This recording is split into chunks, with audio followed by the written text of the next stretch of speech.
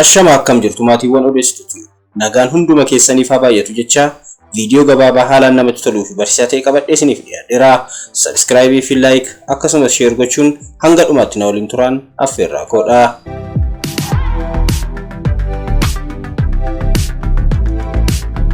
Baaldit jedhama. Nama biyya Indiyaati. Gara Los Angeles deemuuf xiyyaara keessa seenaa jira. Dubartiin Ellen jedhamtu kun Baalditiin akkuma agarteen shoror keessaa waan itti fakkaateef mucaa ishee bakka taa'aa jiru ka'ee bakka akka jijjiirratu itti himti. Mucaan ishees maaliif na toleeraam jedhee deebisaa fi isheenis namticha kana cinaa akka teessu hin barbaadu ka'e jettiini. Itti fufuun namni Baaldit jedhamu kun balalliin xiyyaaraa otoo hin jalqabin dura kadhannaa godhachuu eegalee. Ellenis sagalee ishee ol kaasuun haasofsiisuu itti fufte. Innis kadhata irra waan tureef deebii hin deebisneefii ture. Isheenis si Muhammad sitti haasa'aan jiraam jettee itti iyyiti. Innis gad of deebisuudhaan maqaan koo Muhammad miti Baalditidha. Maal si gargaaru jedhee gaafata. Isheenis maalinni ati faarfattu kun jettee gaafatte. Innis faarfannaa otoo hin taane balallii xiyyaaraa dura kadhannaa kadhatamu akka ta'e hubachiisuuf yaala. Haa ta'u malee isheen shoror keessaadha jettee waan yaaddeef Musliimotni hundi otoo akkas jedhanidha kan miidhaa yookaan balaa geessisan jettiini. Baalditis amantiin koo Musliima otoo hin taane amantii Siik jedhamu kan biyya Indiyaa keessatti argamudha. Ani hordofaa amantii Siikidha jedhee erga himeefiin booda hordofaa amantii Islaamaa yoom ta'e rakkoo maal qaba jedhee gaafata. Mucaan ishees firii inni nyaachaa ture isa hudhee firii mucaan ishee nyaachaa jiru waan isa hudheef akka dhowwitu himaa.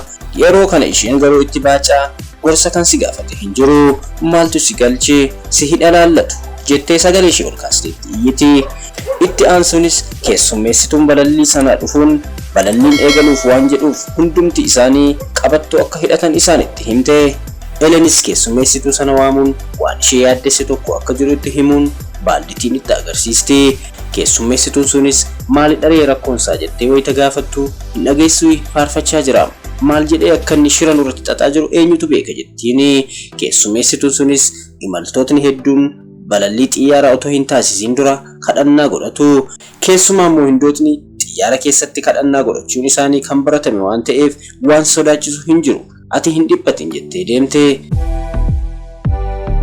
Mucaan ishee dabalataan ammas qabamee Ellen bilbila ishee fuudhuun Baalditiin suura kaasti. Innis maaliif footoo na kaastaa jedhee ishee gaafata. Isheenis ani si hin kaasne jettee haalte. Inni garuu yeroo isheen isa kaastu akka argee fi maaliif akkas akka gootu dabalee ishee gaafata. Isheenis footoo kan isa kaaste abbaa manaa isheef erguuf akka ta'e itti himti. Innis maaliif jedhee irra deebi'ee gaafate. Ellenis balallii kanarratti waan hamaan tokko yoo qaqqabe yakkamaan eenyu akka ta'e akka baruufidha jettiini.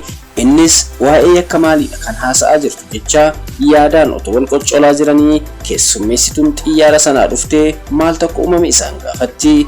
Ellenis rakkoon jira jechuun namticha kana cinaa taa'uun nagaa fi boqonnaa naaf hin laanne taa'umsi yoo jiraate naaf jijjiire jettiini.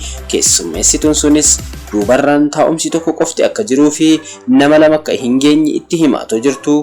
Baaldit rakkoon qabu ani nan ka'a ani nan jijjiiraan jedhee ka'ee deemuuf yeroo jedhu keessummeessituun sunis itti amanteetu dirqama bakka jijjiiruu hin qabdu yeroo jettuun rakkoon qabu jedhee deema. Ellen Baaldit deemuu isaatti waaqayyo isheetu galateeffattu. Keessummeessituu sanaan borsaasaa keessatti maal akka qabateeru waan hin beekamneef dhoksaatiin to'achuu yookaan hordofuu akka qabu itti himti. Keessummeessituun sunis eenyummaa nama tokko otoo hin beekin murteessuun sirrii miti yeroo jettuun Ellen dheekkamaa shororkeessitoota akkuma argiteen adda baastee akka beektu itti himti. Ammas Ellen itti fufuun namticha kana pileenii kanarraa kan nuuf buusotu argamee natti tola jechaa otoo jirtu firii mucaan ishee nyaachaa jiru isa hudhaa. Isheenis adaraa mucaan koo hudhameera maaloo na gargaaraa jettee iyyuu jalqabde. Keessummeessituun yeroo dhuftu dafii dooktora naaf waami yeroo jettuun tole kaapteeniittan hima jettee ariitiin deemte. Imaltuun tokkos bishaan hoodhu yeroo jettuun bishaan maal godhaa kan isa barbaachisu dooktoriidha jettee itti wacci. Imaltoota keessaa dooktorri yoo jiraate akka ishee gargaaran gaafatti.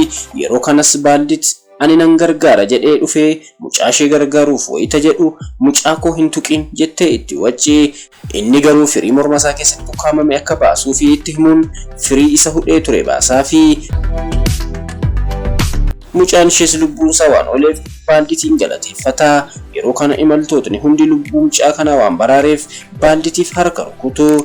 Innis deemuuf yeroo jedhu Elen ture jetteeni mucaa ishii waan oolcheefiif galatoomi jetti. Elen dubbii ishee itti fuftee akkamittiin akkas akka godhamu barte jechuun gaafatti.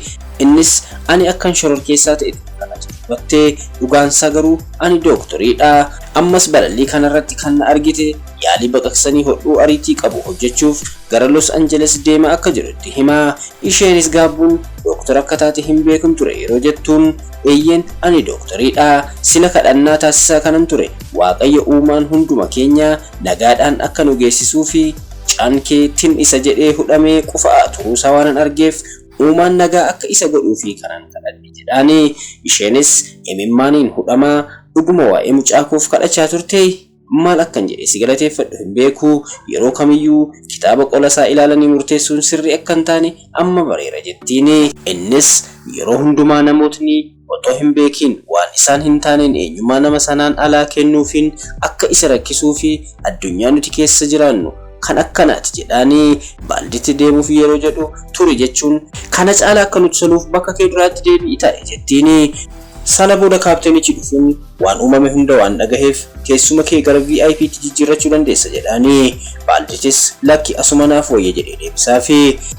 Tarii gochaa fi maqaa isaaniin alaa kan maqaan taane moggaasnee fi shororkeessaa jennee ittiin waamne eenyummaa isaanii otoo hin beekin hattuuf sobduu kan jenneen amalaaf dandeettii isaanii otoo hin argiin saamtuu fi dubbii balleessitoota jennee kan maqaa daabboo moggaasnee fi lubbuu ijoollee keenyaa isa qaalii hin bitamne oolchuu kan danda'an dooktora ta'uu waan danda'aniif duuba ilaaltanii hin murteessinaa jennee isiniif dhaamna. Mee isinis daawwattootni keenya kun haala uffannaa fi haala dubbii keessanii yookiin istaayilii deddeebii keessanii arganii namootni maqaa gadhee yookaan immoo duriyyummaadhaan isin ilaaluun kan isiniif moggaase yoo jiraate komentiin of barreessaa. Qophii keenya har'aa kanuma irratti raawwanna. Chaanalii keenyaaf haaraa yoo taatan sabiskiraayib gochuu hin dagatinaa. Akkasumas laayikii fi sheer godhaa. Yaadni keessan nuuf utubaa waan ta'eef komentii nuuf barreessuu hin dagatinaa.